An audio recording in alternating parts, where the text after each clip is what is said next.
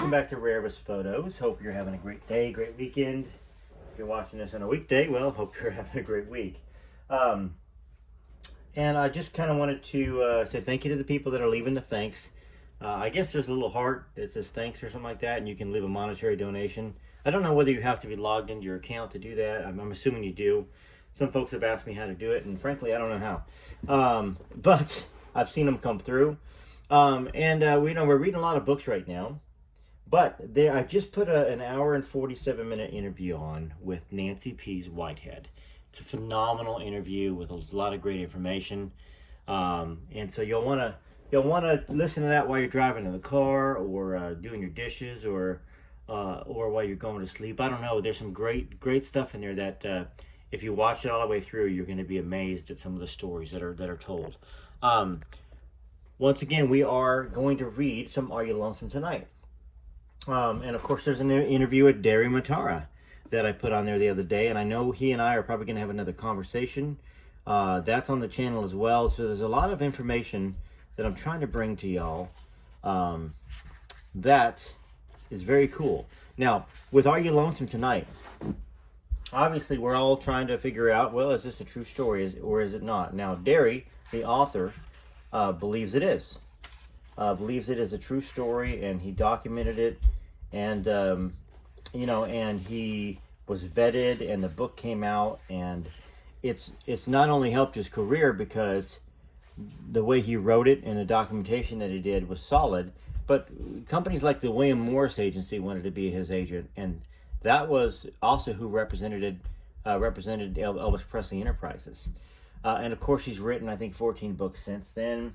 If you just type in Derry Matara, and of course, I hope I'm not hacking his last name, Matara, I think it's Matara, you will find all the books he's written. So, let us continue reading. So, where we left off, Elvis and Lucy had just made love for the first time on the hillside. It got chilly, and they went back to the hotel. And that's where we're going to start from. Back at the hotel, we talked late into the night. Elvis continued to outline his plan for success. He was obsessive about it. I won't let anybody stop me. If they knock me down, I'll get right back up. That's the only way to do it, he said. I know what it's like to have nothing. I want to prove to you what I can do. You don't have to prove anything to me, I said. I know how wonderful you are. Not only because I love you, but because you have a special gift. Just remember, don't ever let God out of your life. He will always guide you. Promise me you'll do that. I will, if you promise to not let anything separate us. I froze with fear. That was a surprise. That was a promise I could never make. Elvis gently stroked my face and cupped his hands over my ears, as he had before. I felt as if he was sending his love through his palms. Now, once again, what have we talked about? All of Elvis's friends and people saying that Elvis could send healing and love through his hands. So this is just one of those things that you read that you think, okay, well, that sounds like Elvis. From now on, I'll put my hand over my ear when I'm performing to remind me that you love me, he said. Well, he went to the phone and called home, telling his mother he was all right and would be staying over with a friend. He spoke to her gently and lovingly. She seemed so concerned about him, but he was able to convince her that he was okay. After speaking to her, he went to the window and opened the curtains to let in the moonlight. We can't shut out our old friend, he said. He turned, then came to me again. He slowly loosened my gown and let it drop to the floor. Your bosom, he says the other word. I don't know if I'm going to get canceled for that on YouTube. Like ripe peaches covered with dew in the morning, he said, soft and beautiful.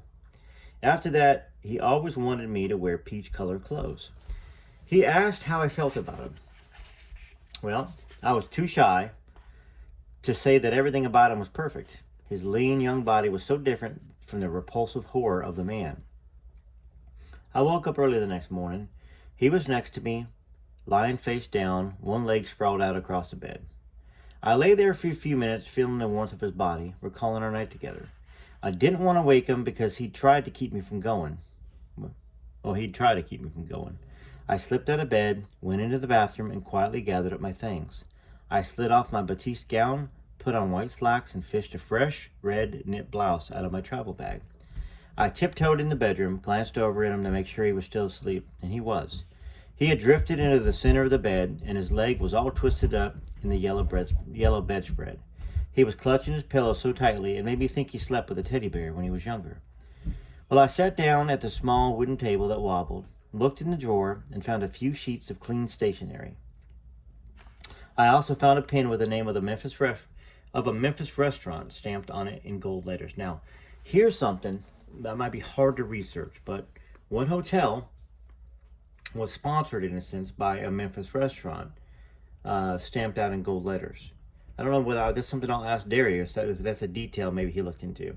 I read the inscription on the pen and began visualizing what the restaurant might look like, doing everything but writing a note. What could I write? I couldn't give him my home phone number or address. I couldn't even say I'd call him because I wasn't sure where to reach him. I stared down at the stationery and realized that the best 24 hours of my life were coming to an end, and that they might never be repeated. I heard him stir and was afraid he was going to wake up. He shifted again, and his light brown hair fell down over his forehead. He looked way better than with his hair slicked back, which was how he wore it. I noticed again how dark his eyebrows were, and the strange way his upper lip dipped down in the center like a heart. I wanted to kiss him, but couldn't risk waking him. Maybe I could creep over and touch his face one last time. Well, I tried to write, but the pen wouldn't work. I turned the paper over and scribbled some lines on the bottom until the blue ink finally flowed. I thought about the restaurant again. Was the food as bad as his pen? So it looks like it was a restaurant that maybe it was a pad and a pen. Silly thought, but I was trying hard to keep from writing what could be my last goodbye. Well, I never wrote the note. Elvis the sneak had been awake all along, watching me tiptoeing around. He leaped out of bed totally naked, scared me to death, then roared out with a laugh. He took me in his arms and kissed me, and then began to tickle me. "Where are you going?" he asked. "Why'd you get dressed?" He held me away and looked at me. "You're as pretty in the morning as you were last night." I loved his compliment, but I was embarrassed by being caught trying to slip away. I fumbled for an explanation, finally blaming the plane schedules. "I'm going to drive you to the airport, honey," he said. "But first I got to go home. I'll be right back." He pulled on his pants and his black and white buckskin loafers and slid his arms into his blue cowboy shirt, leaving it unbuttoned. He rushed out the door. Well, he was gone for less than 30 minutes. I hadn't even finished gathering my things before he blew back into the room. So, here's another clue. If he is gone for less than 30 minutes, that means he was 15 minutes, less than 15 minutes from his home. Maybe 10. Spending 10 there, maybe 5 there, rushing back. So, maybe some of y'all can do some sort of a search and see what hotels were around within 10 minutes to 15 minutes of, I'm guessing, Lauderdale Courts. Okay, so let's get back here. He was wearing a jacket and a different shirt, a red one, but it was still unbuttoned. The whole way to the airport, Elvis talked excitedly about our future. I was his official girlfriend, and that was that. I would soon be his wife. He'd be a famous singer like Frank Sinatra, Dean Martin, or gospel singer Jake Hess. We would live like royalty. I let myself accept the wonderful picture he was painting. Now, we got to the airport, and much too soon. Our parting was brief and happy, a beginning instead of an ending, at least in his eyes. "Can you come back next weekend?" "I don't think so. It's hard for me to get away." "That's okay. I'll be in Monroe again soon. There's a country music show down there. I'm trying to get them to let me sing." "Well, I'm sure they'll let you perform. You'd be good." "You should tell them that, but don't worry. I'll be around Monroe a lot," he said. "We'll see each other." Well, climbing up in the dimpled metal steel into the gray airplane was like walking into the gallows. I looked back and saw Elvis standing at the gate. He was smiling and waving, and his shirt was still unbuttoned. At 18, he was a vibrant, happy boy, becoming a man. It's an image I'll never forget. I waved back, then turned and entered the plane. Inside, the cabin and seats were a dull gray. The plane was as dismal as the life to which I was returning. I'd been so happy, and now this airplane with the black-tipped propellers was taking me away. The walkway to my house on Jackson Drive in Monroe was dotted with freshly fallen acorns. The cement path led to 3 concrete steps with a whitewashed wood banister lining each side. Well, I had insisted on the railing for the children's safety. Framing the windows were dark gray shutters I had painted myself. It was a beautiful house, and I hated every part of it. Now, for some of y'all just catching the story, if you just click on Rare Elvis Photos and click on Playlist, you'll see the book here. So, a lot of people, if you've just joined, are going to go, why wouldn't she stay with Elvis? Why wouldn't she give him the address or phone number? You know, what's wrong with this girl? Well, she was married. Forced into a marriage at 11. She had 2 kids. So that's the reason. Now, let's continue with the story. I just wanted to make sure that part was clear. Sorry, I'm a little out of breath. I had to go up and down the stairs and answer the door. All right. So I stood in the front hall and listened. The quiet was unsettling. Mother and the children should have been there. I put down my bag and called out for them, but there was no reply. I walked into the master bedroom and my heart froze, as it always did when I entered the room. No matter what I did to make the room pretty and cheerful, it always chilled me because of what happened to me there. There were 6 windows. The white lace curtains were pulled tightly to let maximum amount of light inside. The dark oak floor was brightened by a woven white rug. The bed was covered with a white and powder blue chintz spread, matching dust ruffles, and a half dozen blue and white pillows. I decorated the walls with my own artwork, knitted designs, and brightly colored trees and flowers, but there were no picture frames because of the sharp edges. I usually kept fresh flowers on a small night table to the left of the bed, along with a blue porcelain pitcher and bowl. In the corner was a dark prayer bench I'd found in a flea market. I worked for weeks sanding and varnishing it until it shone like new. Over the bed was a picture of Christ, encased in a bubble of glass. Dried red and blue flowers were trapped inside the bubble. I put it there thinking that the man wouldn't be so mean with Jesus looking down at him. The man suddenly walked out of the bathroom. Well, that explained why the children were gone. He'd come back home unexpectedly while I was in Memphis. He was in a sleeveless undershirt and his face was red and twisted with rage. His thinning red hair hung down over his eyes in a V-shaped clump, making him look even more horrible. I braced myself for what was coming. I wouldn't break no matter how much he beat me. I'd die before confessing anything. Where have you been? I had to go away. I felt the familiar pain as his fist crashed into my face. Only this time the blow was harder and hurt more than ever before. The force of the punch knocked me back into the plaster wall, but I stayed on my feet. Staying up was crucial. It was the only dignity I had. I know you've been dancing with your sinful body, luring men to lust for you through the wicked dancing. He talked like the fire and brimstone preacher he listened to in Mississippi. The meaning, however, was clear. He had found out about the television show. I dreaded this moment, but expected it, and had my answer prepared. The purpose of the awful marriage was to help my career. I never got the chance to say it. He punched me again, then grabbed my shoulders and threw me against the wall. He paused for a moment, assessing the damage. He stormed over and slapped me, back and forth, again and again. Then, in an instant, it was over. He was gone. I stood in the corner, fighting to remain on my feet. It wasn't his blows that now weakened my legs. It was the humiliation. I saw blood on my blouse just above my left bosom and realized why he had stopped. My blood had become a ritual signal that he had accomplished his task. I reached up to determine where I was bleeding, and I discovered that both my mouth and my nose had given him his satisfaction. I remained rigid against the wall, searching my mind for some peg to hold on to. There was one. It had an immediate calming effect. The pain eased. The tension left my body as I walked over to the shining prayer bench and slowly knelt down. I clasped my hands together and brought them to my face. Dear God, thank you for not letting him find out about Elvis. That's all I ask. Allow me this one secret. I have got to stop there.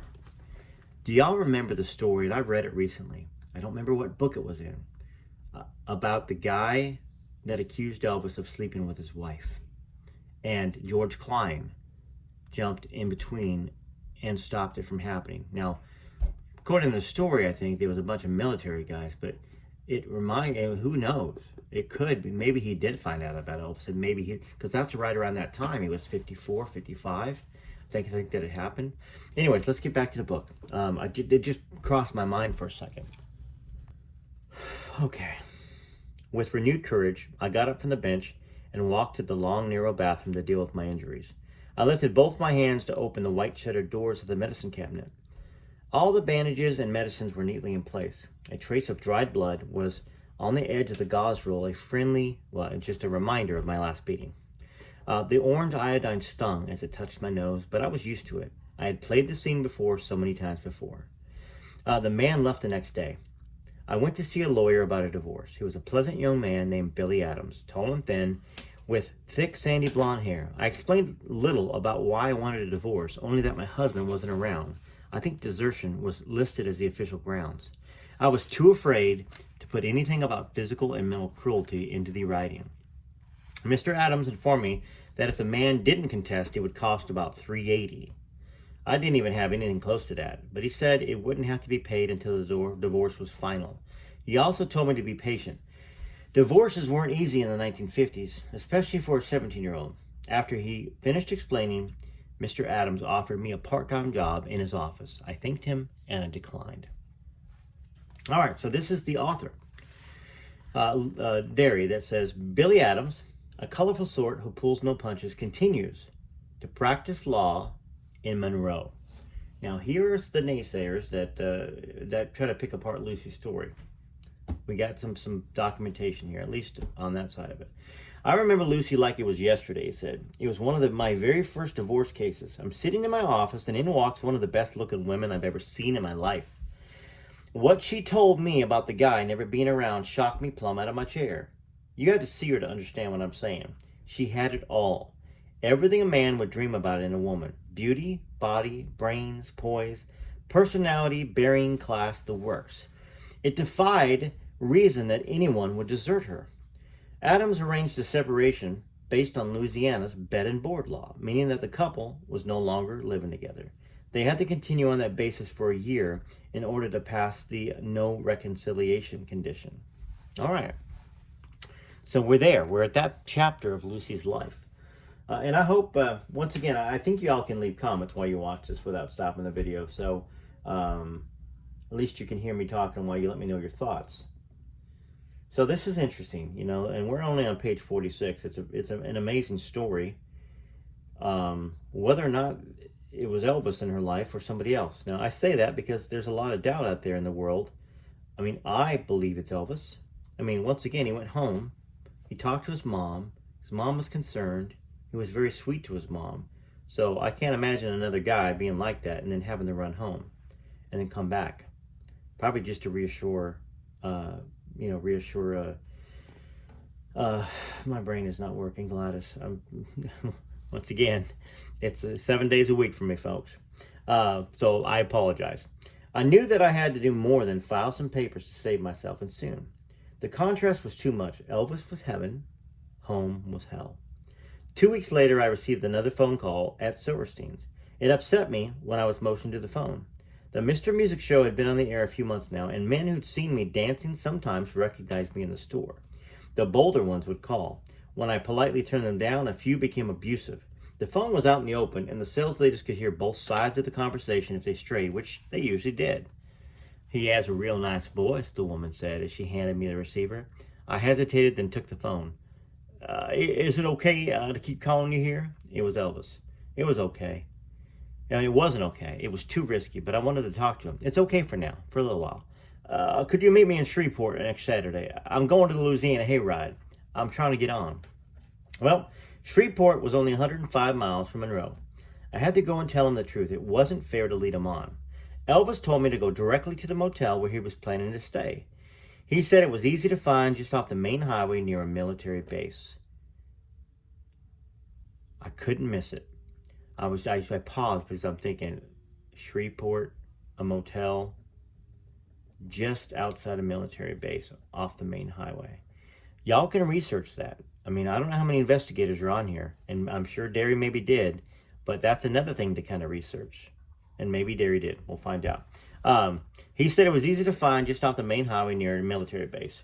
I couldn't miss it. I arranged to have Mother take care of my daughters and told her that I had another modeling assignment. Driving the burgundy convertible, I left for Shreveport in the early afternoon, dressed in black Jansen pants with a matching knit sweater. A matching knit sweater. The motel was easy to find. Oh, here we go. It had a glaring red and blue neon sign out the front that said Ida Motel or something similar. Probably the name of the owner's long-lost love. It was a seedy place, about 30 rooms with flaking white paint trimmed in peeling pea green. Ida couldn't have been very impressed. Elvis was standing outside in the parking lot when I arrived. He was also dressed in black, including a cowboy shirt with a bright red handkerchief, a must for any aspiring country singer in those days. His pants were baggy and his shoes were white. His hair looped down across his forehead, the way I liked it, and his sideburns were thicker than when I had seen him in Memphis. He was standing with another man, a stocky, dark blonde fella, who was smoking a cigarette. As I got out of the car, the blonde man let out a shrill wolf whistle. It unnerved me so much I jumped back in. Get out of here, Elvis shouted at the man, pushed him away. Don't you have any respect? I didn't get out the car until the man was out of sight. Elvis ran over, hugged me, and apologized about the whistle. I stiffened when he embraced me, and he sensed that something was wrong. He took my head and led me into a semi-secluded spot behind the motel. I guess I should check into a room, I said. I already have a room for us. The edge in his voice told me he was both offended that I hadn't assumed we'd stay together. That bothered me because meeting in a tacky motel made me feel cheap. A beautiful hilltop was one thing, but Ida's palace wasn't exactly terra. Just meet me there, he said, handing me a plastic key holder. You go first. I'll come in a few minutes later. Well, I walked down and road doors until I found the right one. The key didn't seem to fit. I double-checked the key against the fading number on the door. It matched. I tried the key again, and it finally worked. The first thing that hit me was the smell. It was the rug. Years of humid Louisiana summers had given it an unpleasant, musty odor. The double bed was covered with a flimsy brown spread that was threadbare from washing. Elvis came in about 15 seconds later, hardly discreet. His presence changed the room. It was as if a warm light flashed on, softening all the hard edges. He held me, and I inhaled his nice, clean smell. I didn't know if it was his soap, the hair tonic he carried in a tall, skinny bottle with a shiny silver top. That's something else that can be researched. If the type of tonic that he had was a skinny bottle with a, sorry folks, with a shiny silver top. But it was enough to drown out the rug. I fought to keep my emotions in check. I didn't want him to know what I'd gone through since the last time we were together. But I was determined to tell him the truth. When he pulled back to kiss me, he stopped, startled by my tears. Hey, what's all this? Did you miss me that much? When I didn't smile, he realized I was serious. What's the matter? His blue eyes were wide, demanding, and full of fear. He hated rejection. Rejection was something he was constantly forced to face. In the music, obviously. He'd pour out his soul performing, came bounding off the stage, and then have some bored-looking booking agent telling me he lacked talent. He braced himself for rejection from me. Honey, come here, he said, hugging me. I love you. Nothing can change that. Instead of comforting me, the words stirred my guilt. I could handle pain. My life was full of it. But to inflict pain on this sweet person would be awful. I was trapped, forced to hurt the only man I ever loved. He sensed my concern and gently kissed my lips. My lips, my whole body trembled. What is it? He whispered. I have a story to tell you, I said, choking with tears. Once there was a very young girl who lived in a convent. One day, her grandmother came and said the girl was to be someone's wife.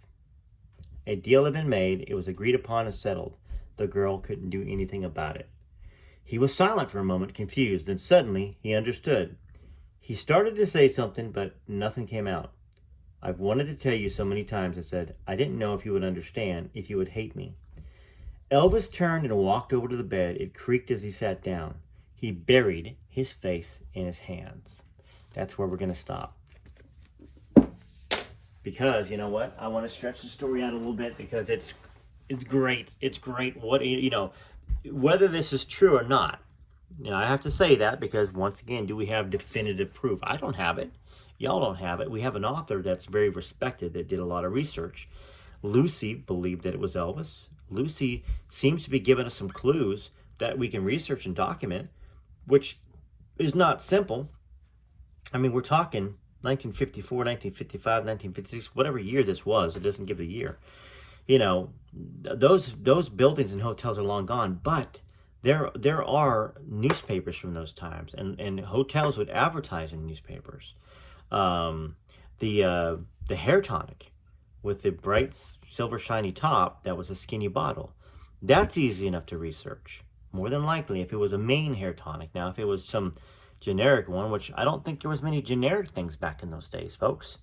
We're talking the 50s, so it was American made, and there wasn't a bunch of knockoffs or something. You just got what you got. So anyways, play some music, leave me some comments here, and thanks for all that very complimentary of the songs I've written for Elvis there. They will be on Apple Music at some point, but I'm honestly in no hurry. Yes, it can make me money, downloads and all that stuff, and that's wonderful. Eventually, if y'all want to buy it, I'll let you know when it's on there, but I just got to make sure I protect my channel. In fact, there was something the other day about some big guy named Joe Rogan, I think, like that, online, where he had put his podcast on Spotify or something like that, and YouTube shut his channel down or something like that. So anyways, back to this. Well, what do you think about it? Are we getting closer to maybe believing it's true? For those of you that already believe it's true, are you hearing more that is that's confirming your belief? What questions do you want me to ask Derry when I talk to him this next week? I've got an interview scheduled with him. We haven't completely confirmed it, but I did put it on his calendar. So yeah. All right, TCB TLC, enjoy the music. Thanks so much for being part of the channel. Thanks for watching all the way to here, and hopefully you watch all the way to the end.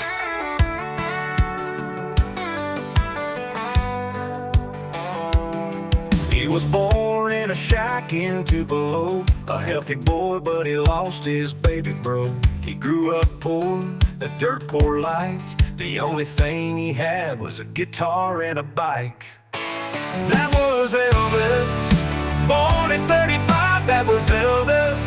The coolest cat alive, from don't be cruel to all shook up, suspicious minds to burn in love. That was Elvis.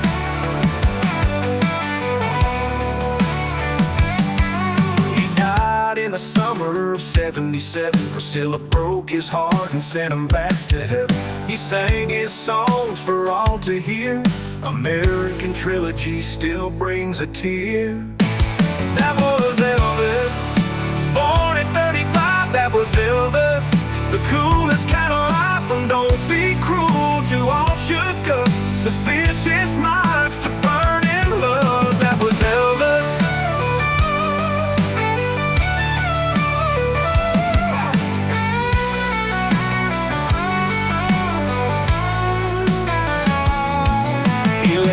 A gift in Lisa Marie,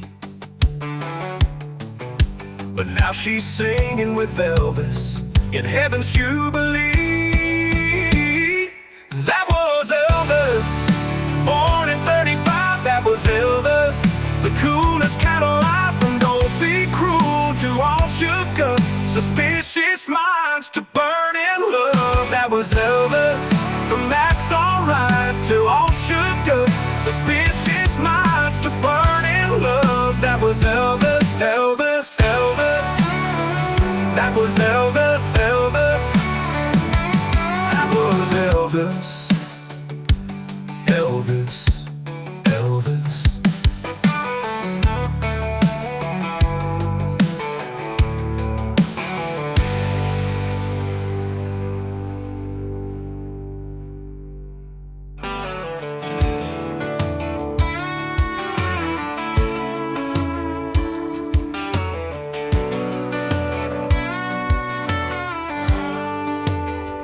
Don't let no one talk about the king. We defend his memory, let Elvis' freedom ring. No ex-wife of his gonna ruin the love we feel for the boy from Tupelo, then straight to Bill. He changed the world with one move of his hips. He changed the world with one sneer from his lips. There would be no Beatles or Rolling Stones, Tupac Shakur, pop or rock and roll without him. The world is not as bright without him.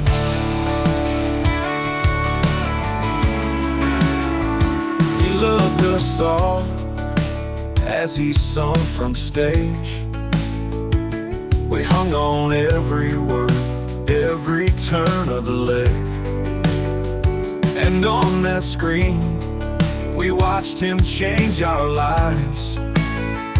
Every word he spoke left us all in awe and mesmerized. He changed the world with one move of his hips. He changed the world with one sneer from his lips. There would be no Beatles or Rolling Stones, Tupac Shakur, pop or rock and roll without him. The brightness of